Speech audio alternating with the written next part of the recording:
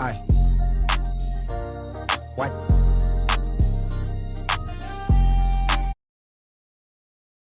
Hey y'all, welcome back again. Today we have a special guest, and I'm gonna let her introduce herself, and we're gonna get right into it.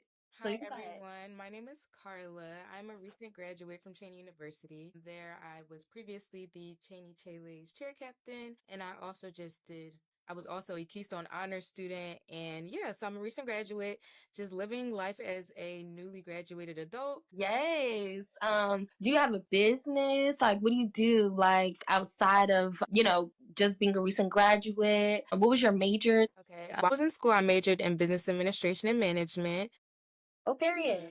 That concentration kind of just follows anything business related, anything that had business in the title. That's the classes I had to take. So I do have a business currently running. I have a nail business. I'm a self-taught, home-based, and traveling nail tech. So I Oh. specialize in gel X. I recently moved from acrylic to gel X. So yeah, Mm. that's kind of what I've been venturing in next to my, everyday job. But it's going really well. It was something that I started while being on campus. Claus X Cat with a K on Instagram, if you're in the Philadelphia area.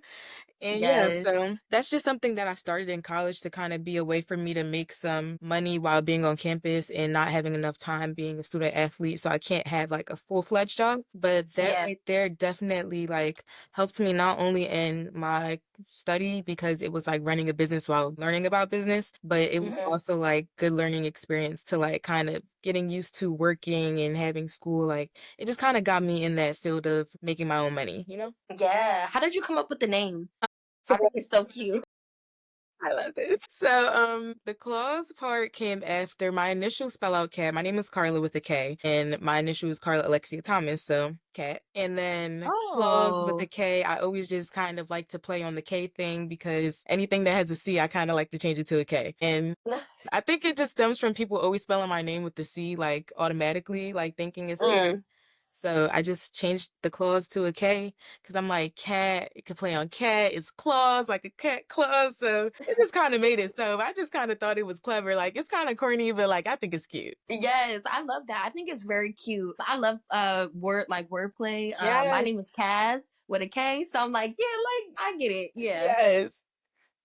Did you always see yourself like when you were younger? Did you always feel like you were gonna have a business, or when you were entering college, was business the first thing that you wanted to do, or was it something else? Yeah, not I feel like, I have a bad habit of saying that. But early on, I definitely did always have like a business oriented mindset. Like I remember in like middle school, I was making duct tape wallets, I was making those rubber band bracelets. Like I was just a hustler. I was selling whatever I could make, I was selling, okay? So Wait, did you ever sell candy? I was You a selling real cookies. exactly. The crazy part about it is it wasn't even like I was buying food to really sell it. I would just come to school with lunch and be like, "You want this? $1." Exactly. Like I was just always kind of like, playing with my surroundings in the business world. So that's kind of where that stemmed from. But originally when it came down to applying for schools, we were a part of that COVID generation where it was kind of weird. We barely had a high school experience. Terrible. It was weird. And True. at the time, I went to a performing arts high school and I was Mm. previously like pre-college cheer, all of that. I was a dancer for like 17 years and that was my primary focus. I thought that I would go to school for dance. I thought that's what I would study, but Yeah. yeah, no, COVID hit and said, "Ooh." So It put a pause on so much. when COVID hit, I stopped going to the studio and training. So that year before like college applications, I was like, I'm a year out of the studio. Like the dance world is super competitive. There's no way I'm about to be auditioning for schools and actually making it after being a year off. No. Yeah. So business was the next thing. I was like, I know how to run a business. I done started a couple businesses. I had so many businesses. I had hair business, a cosmetic business, just anything like jack of all trades, master of none. I was just doing everything. And I was like, Yeah. business seems to be like my calling because I keep starting businesses. The episode, for those who don't know, it is surrounding like feminine energy and like just really owning everything as a woman and just presenting yourself and embodying everything that we are. Feminine and masculine energy, just to like get into it for real. Okay. Me personally, I don't think that it's attached to gender. And you can also share your opinion on Mm. that as well. For me, feminine and masculine energy is what it, like I said, in energy. As a woman, I can embody more masculine energy, or I can embody more feminine energy. Same thing for men. They can embody more feminine energy or masculine. So today, I want to really focus on like feminine energy. I know I present myself as a woman. So Yes, I very, really very love, clean cut. yes, like just figuring out more ways to like get back and connect to myself and connect to like other women as well. I feel like just being a woman, a black woman especially, Yes. if you are like able to maintain and have really fruitful relationships with other women, I feel like that's a really big key to success, Yeah. and also just having a beautiful life in general. So the first question of is, how would you define feminine energy and what does it mean to you? To me, feminine energy, like I kind of take a similar stance with you. I feel as if people a lot of times associate femininity and masculinity to do with sexuality when it doesn't have to be that at all. It doesn't have to be sexual or perverse or anything like that. So a lot of times you may see a girl that may be more mass presenting and you may automatically assume, oh, she likes girls too.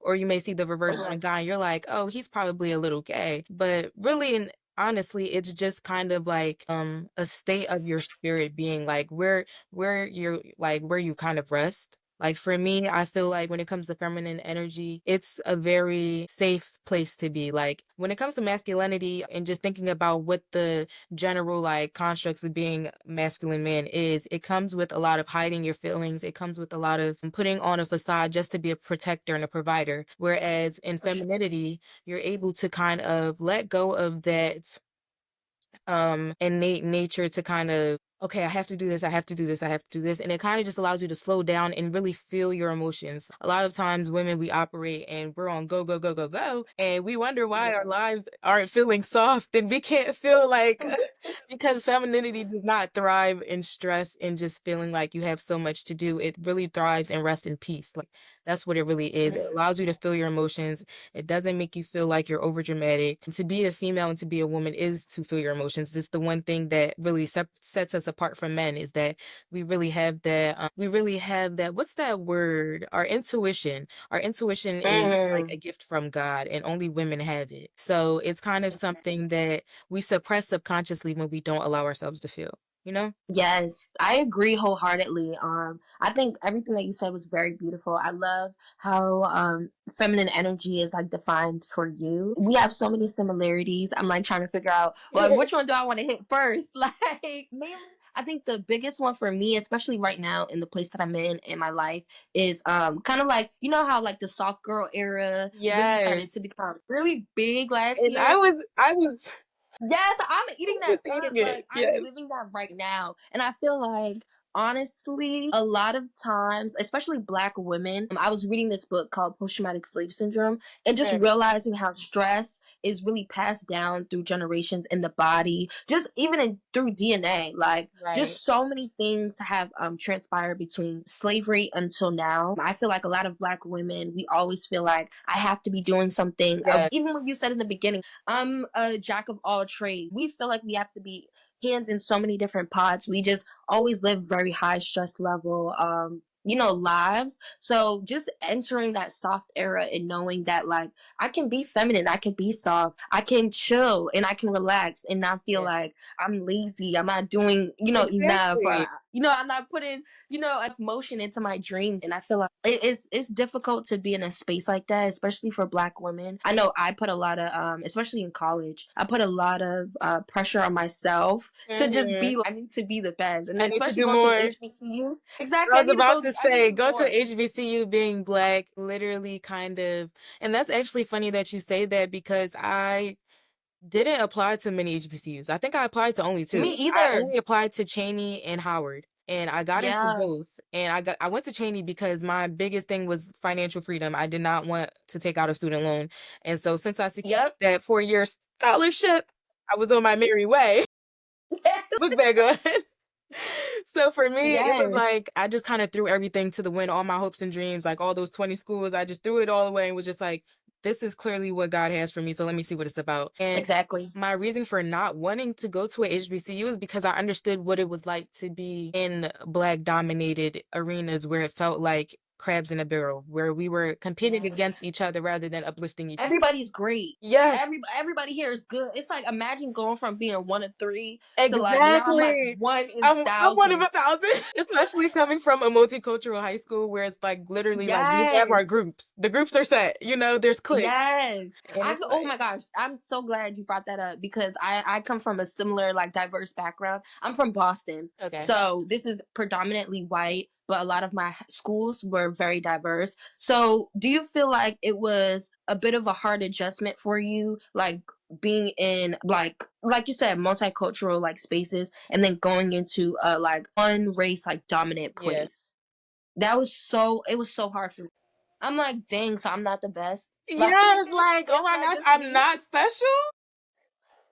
Like, oh my gosh, like these girls know how to do their hair. They get money. Like, if Okay, not, like I'm not T, but I feel like for me, I had like both ends of the coin before because I'm from Philly and a lot of our schools are very much predominantly Black. All of the schools I mm, went to before high school were predominantly Black. So I was used to being around in schools where everyone was Black and there was one white kid or no white kids and maybe a couple right. Spanish kids, but barely even. Like it was just all the homies. It was us.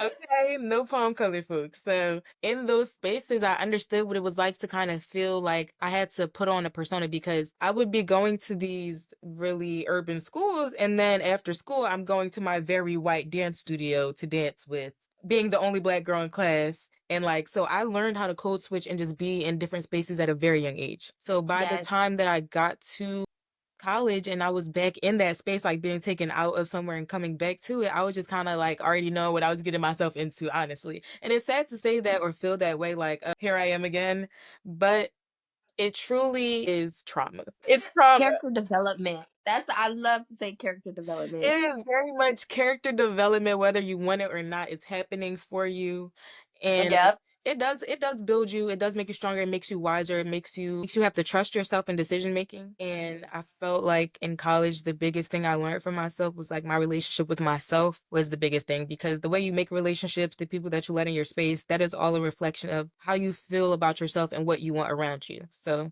I Exactly. had bad people. It just meant that I was craving attention in the wrong ways. And I feel that, and we can get into that a little bit later too. Yes.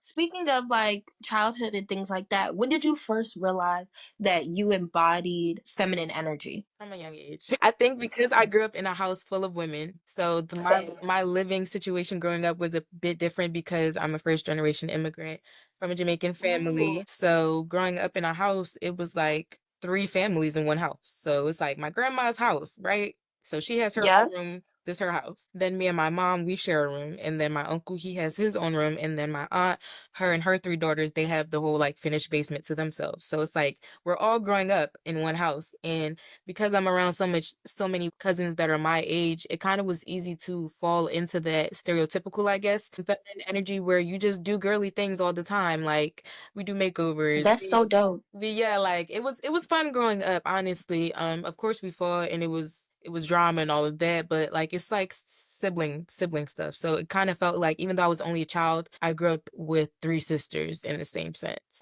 Yes, I love that. Same here for me. It's just me, my mom, my sister here. So a lot of like, and it's so like the age range is so all over the place. We have my mom's in her 50s. I'm in my 20s. My sister's in her like teen age years. I'm like, oh, this is too much. I'm like, this Yes, is too much. everyone like serious stages too. Like Exactly, like very like monumental, like pivotal like points. I'm just like, yeah. oh my god, it's a lot. But what are some ways do you feel like people can tap into that energy of like femininity and things like that? Me, you have to first define what femininity is to you so you can know how to feed it for yourself. For me, Mm, when it comes to when I feel my most beautiful, when I feel my most soft, at peace, it's usually in this very space, in my bed, in my room, and I've just taken care of myself. I've taken a nice shower.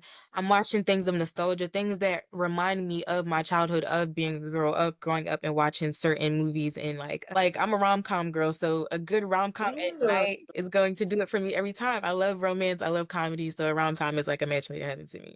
Yeah, I I love think like having a night where you really do what you want and you don't feel guilty about it is really the key to kind of getting on that first path to really figuring out, okay, what is femininity to me? Because it doesn't look the same for everyone. Self-care not mhm. gonna is not gonna do it for everybody, but for me, it's gonna do it every time. So you just kind of Yes. have to find your groove and find what does it for you. And also romanticize your life.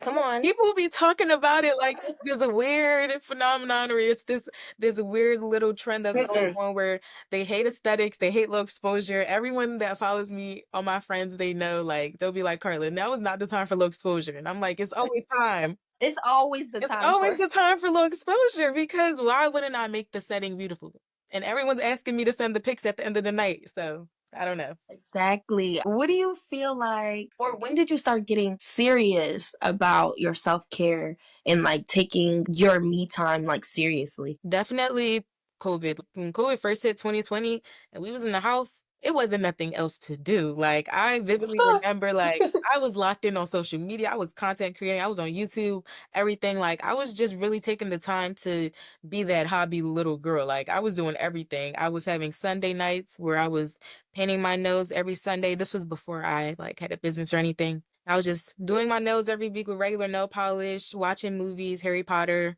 all of that. So I was just kind of just getting into that flow of what it felt like to be on my own because we were doing online school. So kind of had the whole day at home to what is it like to be homeschooled? And I've always wanted to be homeschooled. So I'm like, Right? let me act It like was I'm like so good. somebody important. It was good, girl. My grades was 5. They was People was 5. complaining about COVID. I'm like, y'all don't know how to enjoy your own time by yourself. That And was the that's the best problem. years. Take me back. That was Lock it up. It was 10. Lock it back It was up. literally, it was so tea. I'm not gonna say I had so much fun because it obviously was a traumatic time for a lot of people. Yeah. But me personally, in my experience, that was Personally. like the best entryway to college. Thank you. Like Okay. literally but I realized I'm like, once campus opened back up, I'm like, oh my God. Like, oh my God. I'm like, I would not have survived if I came in here a Yes. freshman, open campus, wrap it up. So you started at Lincoln the year like that COVID like initially hit. Yes, 2020. And we Okay, were able yeah. to go on campus. Oh, So okay, all okay. 4 years I was there. It was a very unique experience, but it was cool for the most part. I liked how academically I did, but once it became like a social thing, it was like, Yeah. all right, I'm a little too focused on this. It was just very overwhelming. I'm I like, understand this is that. yeah, this is a lot. And I'm 8 hours away from home. So I'm like, girl, what is you doing? Like, what is you doing out here? You're like, I'm not even from these parts.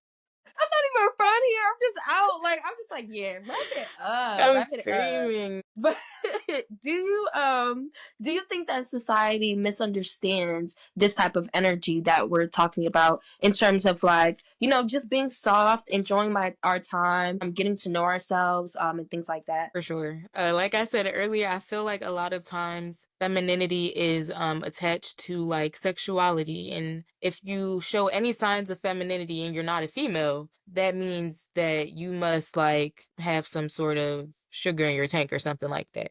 Like, and it's sad to say that because I feel like the same energy isn't completely given over to like women. Like if a woman has some masculinity, it's not always automatically seen as, oh, she's lesbian. No, that's not the first thought. Like, oh, she's strong. Like, she don't take nothing. So I feel like it's Yeah. kind of a war on women. Like, to be feminine and to be anything like a woman is to degrade yourself and go below what like the standard is, I guess. So I Yeah. do think that society has a warped image of it, and it has, to me, it has a lot to do with mass media. Like once Mm. like social media and everyone's opinions became factual, and now if you don't see something the way I see it, you're wrong. And if we all don't agree on this one thing in this one way, then everyone's canceled. Kind of, it doesn't leave room for femininity to thrive because it's stressful. It's stressful trying to fit into what it feels like you should be as a woman. Just 10 years ago or 5 Yes. years ago, BBLs was in, and now everybody's trying to get their lip fillers dissolved, their bodies back. So it's like we can never keep up. Mhm. We can never be good enough. Like I was just watching. I'm fired up today. I was just No, I watching. love it. I'm like, yes, like we're here. Like we are I here. was just We're here. watching the Barbie movie the other day with my mom. And when the mom in that movie gives that speech to like the Barbies to like wake them up, I don't know if you saw the movie, but she gives this like No, no, no. speech. Please tell me. And she's like pretty much telling them like how hard it is to be a woman in the real world and why it may seem like being a Barbie is so hard because you're trying to be perfect and real women aren't. And Mm. that speech every time, I'm just like, how can we Yeah. win? How can we win? You can't win if you're trying to win based on society standards. Like you have to leave society out of it when you're trying to be feminine. Femininity and society don't mix. That's how I feel. Like Yes. you have to take yourself out of that. Like you have to allow yourself to be yourself. Don't let society, which is just a group of people that all live in the same place, dictate how you should feel doing any given thing. Like if you feel Come on. feminine outside planting, go plant. If in a Hellcat, go drive that Hellcat. If you feel feminine in bed, go in bed. Like do what you feel is feminine that makes you feel like you're embodying that energy because at the end of the day, nobody's validation is ever gonna make you feel more feminine. That's the one thing for sure. Like no matter how much you Mm. keep up with yourself, if you're just not feeling it, you're not feeling it. It doesn't matter how good Exactly. you look. Like, you know? Yeah, and that's so interesting that you say this because I just was like recently talking about this with somebody, and I had seen this lady on live. She was talking to this guy, and he had said that, and he does present more femininely, but he does love women. Like he wants to be with women, and he said that because like he presented himself in this way, a lot of people just assumed that he was gay. Mhm. And so that kind of like forced him into a lifestyle that he didn't necessarily want for himself because he realized like women don't really want me. So Yeah. let me just go where I'm more accepted. And he really like started breaking, this is a black man and he's talking to a black woman. He really Wow. started breaking down because he was like, wow, like I really love women and I want to be with women. But a lot of people don't realize how much they place that expectation on me to be gay or to, force me into a certain type of lifestyle. And it was just so interesting. It made me think about it. I'm like, whoa, like, when have I ever assumed Right. someone's identity based off how they look? So Right. I love this. I'm like, this conversation is really like, it's opening up a lot I do it for a me. lot just because like I feel like people who can be androgynous, like who like you kind of are Yes. guessing what gender they're like, are you a girl, are you boy? I can't tell. People who are more feminine presenting, people who are masculine presenting, it honestly has everything to do with clothing and apparel. Like once you strip someone of Yes. their clothes, they're just a person at the end of the day. So like that man's case, which is like heartbreaking, it's sad to say, but I honestly believe that there is somebody out there for him, but she's probably too scared of what anyone would think for her being with him. Exactly. Like it's always about perception and what other people are doing and what other people think. Like I know so many people or times where people didn't date someone or give someone a chance solely based on the fact that that person didn't like fit the aesthetic of what's trending now or what's being talked about. Like, oh no, my man needs to have Yep. this, and this. Oh my, I need this, and this. I'm like, and y'all wonder why y'all not getting loved. Like, I'm like, come y'all are on. falling for these little files of these carbon copies of people that are literally reposts on Instagram stories. Like, I don't like stress. I don't like none of that. I literally always say, I don't understand crashing out. Like, I will never crash out because I just don't understand the whole notion of essentially like letting somebody else dictate how you react. And that goes in with Mm. dating, like, and that goes in with how you respond to dating and how you respond to people in general. I really think it's a huge war on like people not being comfortable to be themselves. Everyone's like Yeah. pretending to be nonchalant and like, oh yeah, I love my life and I'm that girl and I don't care about opinions, but really like you're just scraping by to make it. Like one wrong move and Exactly. you feel like, oh no, oh no. Yeah. Like it's over. Yes. So, with that being said, and especially with the story that I just told you, and your stories as well, how do you protect your energy in spaces that may not honor it? Well, as Black women, I find that we are in spaces a lot where we have to compromise, either be Mm. feminine or take charge. We can never be both.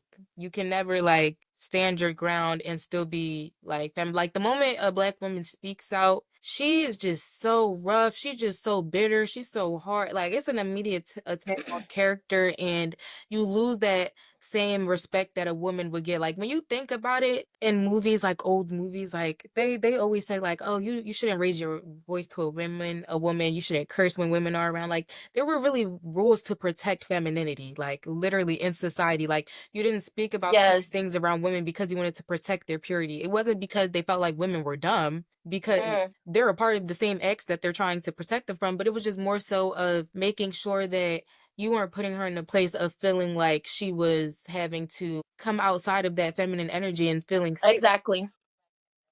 And I feel like we don't have that anymore. Like there's a lot of talk of, and I'm not talking about like basic human rights and all of that, but there's just a lot of talk about equality and of even like the relationship that women and men have in friendship. Like you Exactly. cannot deny that the friendship that women hold is different from the friendship that men hold. So Mm. when you try to just make everyone feel like, oh, we're all the same and we all do everything exactly the same, like we're all one, we're all equal, you kind of like somebody's gonna stop acting like themselves. And most times it's women. Women end up compromising the way that they truly feel We to be compromise so accepted by much. men. Like, no, don't Mm. compromise that. Let them know that this is how you're coming, this is what you stand on, and whatever space it may be, like you just kind of have to decide if it's worth, you know, that energy, that fight.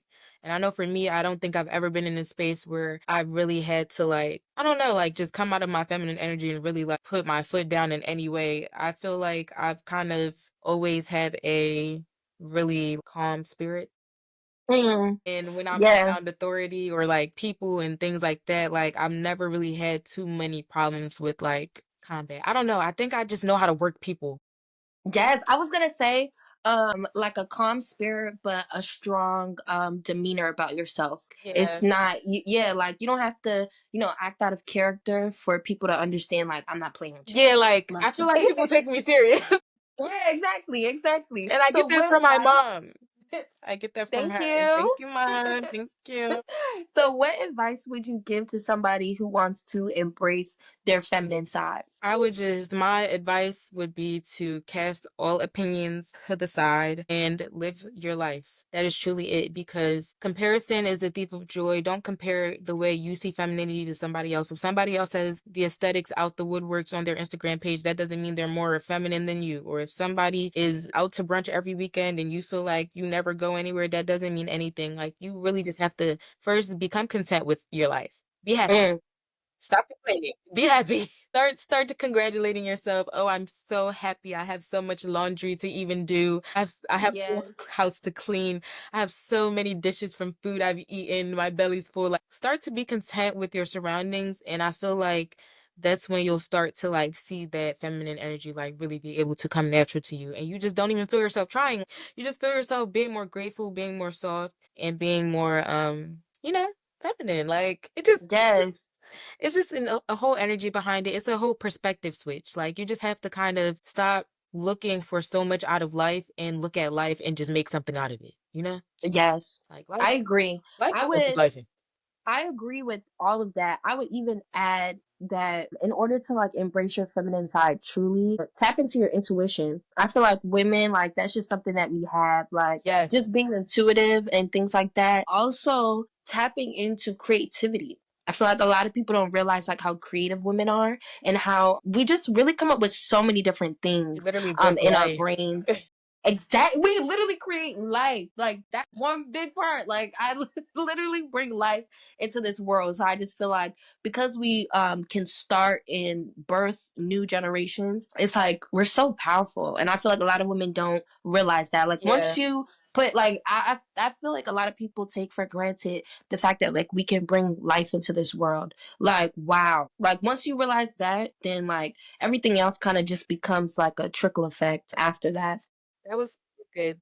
What areas of creativity are you looking to explore next? Recently, a big like hobby that I haven't even started it, but I'm extremely obsessed already is equestrianism. I don't know what it is or why I woke up Ooh. one day and was just like horses, but something in me is just like that just feels so feminine and I just want to do it. Even though like horseback riding like historically isn't feminine, it feels it for me, so I'm gonna do it. And I just want to like work with horses, start riding, and also like get into gardening and just kind of like tapping back into earth. I feel like you know how it's natural for like black people to be like, I hate outside, I hate nature, I hate bugs, I hate all that. I feel like that's not natural. Like, I don't know. I feel like we should like the earth and we should like nature. And I'm somebody Yes. who, if I don't like something, I can make myself like it. So I'm gonna try and make myself start liking nature more and just tapping into the earth because I feel like the earth is dying. So we should really appreciate her while she's here. Exactly. Yes. Get into it. I love that. And it's so interesting because I was just talking about like cowboys and stuff like that. The person was from Philly. I'm like, y'all Yes, really the got Concrete cowboys down Cowboys. I'm always telling about like, where are they? there? Yes. I've been dying to ride a horse, but that's neither here or there. Listen, we're gonna find something. Boston to Philly, it's something between them states. It's some in between there, some somewhere. So we're gonna see. If you could work on a dream project with unlimited resources, what would it be? Wow, that you just hit me with the mother load. A dream project with all like I can get everything I need. Yeah, like unlimited. Like you don't have to worry about money or anything like that. Honestly, I would probably do a missions trip, like a crazy missions trip though. Where I went on one. I went to Ghana. Amazing. Wow. I have not gone anywhere on a missions trip, so anywhere would be amazing. But if I had to think, I feel like Africa gets a lot of outreach. I feel like I would hit Asia for some reason. I don't know. Like somewhere, Really? yeah, like somewhere in like Southeast Asia though. Southeast Asia, like Okay. Malaysia, somewhere around there. And it would definitely have to be like a missions trip, like just to do with like not only resources for like the people that need it, like third world countries, like water, food, Mhm. stuff like that. So unlimited, that means I'm really putting these villages up. We're building houses, all of that. Like we're getting people set up because I just think that world hunger is the craziest thing to me ever. Like Yeah. comes from the earth, so the fact that there is food being like gate kept is crazy to me. Or even just thrown away. Like you Yeah, could like get food a waste, lot. it's just a lot going on, especially in our country alone, but that's neither here nor there. I would do a trip like that, and I would definitely have to incorporate my faith into it as a Christian. It would definitely also be like a faith-based ministry trip to where I could just whatever resources I got, since it's unlimited, I would use it to spread the gospel of Jesus Christ. You know, I would have to. Amen. So, to close it out, a word of advice. I think I would just tell everyone that is watching, first of all, thank you so much for taking time out of your day to listen to me Yes, and thank talk you for about this. coming. Thank you, Of thank you. course, thank you for letting me yap for free. Like, it's amazing to just have an outlet, you know? I loved it. I loved every second of it. Yeah, but I would just let everyone know. I think my heart's cry to the world is I want everyone to truly understand what it is to be yourself and not in the generic way. Like, it's such a cliche to just be yourself, be yourself, be yourself. But like, really unplug. Take social media out of it. Like I've always said, like when TikTok went down, I was actually a little bit sad that it came back so quick because I wanted to see what the world looked like when we weren't all Mm-hmm. influencing each other. Everyone's being influenced by everyone, and I want you to influence yourself for a little bit. Find out who you are. And once we find out who you are, we can have more interesting people to love in this world because we're all carbon copies right now. Exactly. So It's be given where's you. the individuality? Yeah, like guys, we're all original. I know we are. So stop suppressing it. Stop hiding behind those Lulus, okay? Come out of the light. No shade. Well, Love Lululemon, please. love Louis down, but she don't even want us. So You I don't even right. You right. she don't So even want us. actually, take that Lulu off y'all butt. Exactly. Get body by Raven. Support Black owned. Yes, Exactly. ma'am. Heavy on that. I just want to again say thank you so Of much course. for doing this. It's definitely a CULU collab. I love it. Yes. I don't Yes, know. Like we need more lovely collabs like this. exactly. And I'm down for it. So Yes. we can work something out. But yes, thank you everyone for listening. Thank you again for popping out. Of And course. I just hope everyone has a good night. Good night. Good night. See you later. Summer 88, I was 89, I was wintertime. Oh, never mind. I'm in my room, booming, drawing LL Cool